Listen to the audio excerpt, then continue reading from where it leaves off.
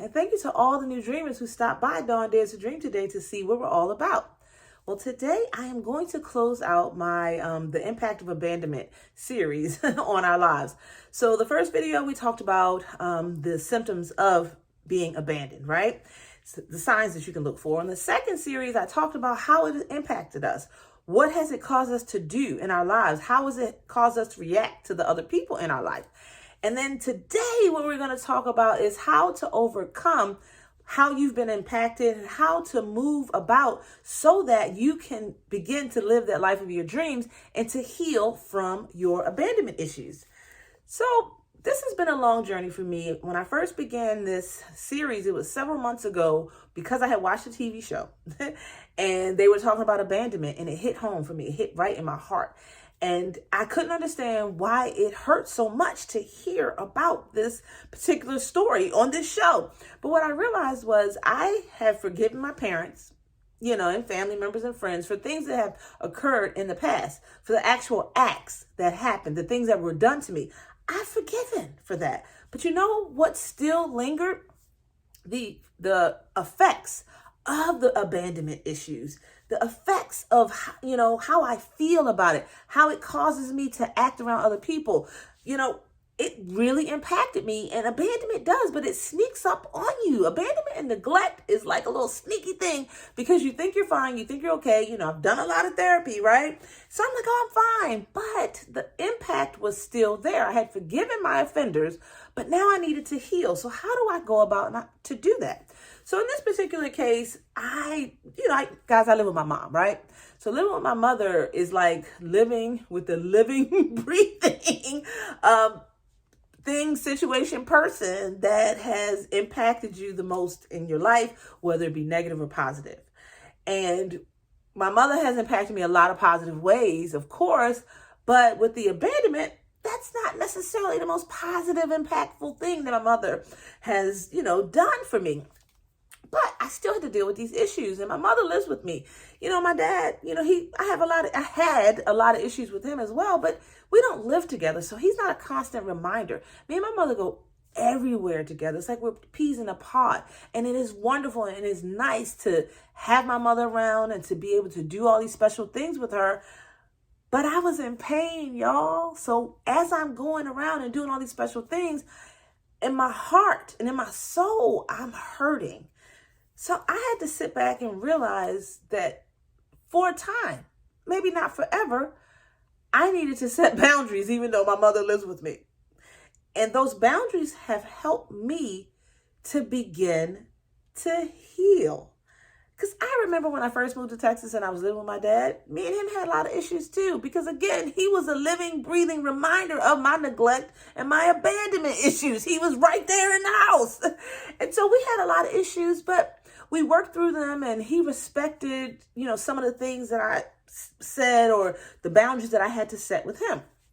Now, with my mother's a more sensitive soul, more kind soul, so it's kind of difficult to set boundaries. But what I realized was if I was going to heal and be as healthy as I could be, I have to take care of myself first. I can't worry about my mother's feelings in that sense. I'm not saying to be disrespectful or anything like that, but I had to guard my heart and guard myself as I go through my healing process, because my mother is 74 years old, y'all. She ain't changing. So the things that were triggering me to help me realize that I was still feeling these issues, but the issues were of abandonment and the actions that my mother had taken to abandon or neglect me. So I wasn't really mad at her, but what I realized was I have to figure out a way to get over myself, because I no longer blame her for anything that happened in the past, but I'm still impacted by it. You see the catch-22 there? You've forgiven the offender, but the residual impact of what was done to you is still there. Now, our offender has not changed. They are the same, and they are still doing those things that trigger you, and you're realizing that you're not over the entire impact of what was done to you. So my focus right now is, and this is the tip that I'm sharing in this video, is move on with your life, Keep your family and friends around you that you choose to. If you choose to eliminate people, eliminate them. I'm not going to eliminate my parents. I love my parents. No matter what would happen, I love my parents. I'm not eliminating them. But what I am going to do is set the boundaries that I need to so that I'm healthy and so that I'm okay, because that's fine. It's nothing wrong with taking care of yourself first. And I do believe it won't take long. I think I've had these boundaries up for maybe a month or two at this point. And I believe over time, I'm not even going to need these boundaries anymore, because I'm now working on just accepting who everyone is around me. And it's my choice how I deal with them or I don't deal with them. And in my mother's case and in my dad's case, I'm going to be dealing with them for as long as I'm here on this planet Earth, right? So what am I going to do, and what tools am I going to use? So what I've decided to accept is my parents are who they are. They're in their mid to late 70s, and they are not about to change. So it's my job, if I want to continue to have relationships with my parents, to just be okay with whoever it is that they are. And what I mean by be okay, I mean understand that they have no reason to change, and they're not going to. And if I want to continue to be around them and love and respect them and spend time with them, then I just have to be okay with what's going on. And what I mean by be okay, I guess let me explain that a little bit better. I have to know that my parents love me through and through. And in the event they do things that hurt me, that is not their intent. But they haven't changed any of their ways, and I don't expect them to. So things are going to happen. So in life, we're going to be hurt. We're going to be let down. We're going to be disappointed by others. And when you have experienced neglect and abandonment in your life, when people let you down, it's like it can crush you. And what I'm telling you, it doesn't have to. Understand that where you are in your life and where you're going, that's solely up to you. It's up to me. It's solely up to you. Don't worry about what others think or what others say or how much they can support you, because people are going to let us down. They're human beings. No one can be there for us 100% of the time. And that is a big issue for people like me who have suffered from abandonment. When people aren't there or they change their mind, that stuff hurts like, in your heart, right? And your soul. And it makes no sense, because you shouldn't be hurt that much because someone said no, right? Someone said yes and then they said no. You should be okay. You're an adult. Like, for instance, I'm 47 years old, y'all. I can't keep getting angry with people or cutting people out of my lives because they aren't 100% consistent the way that I desire them to be.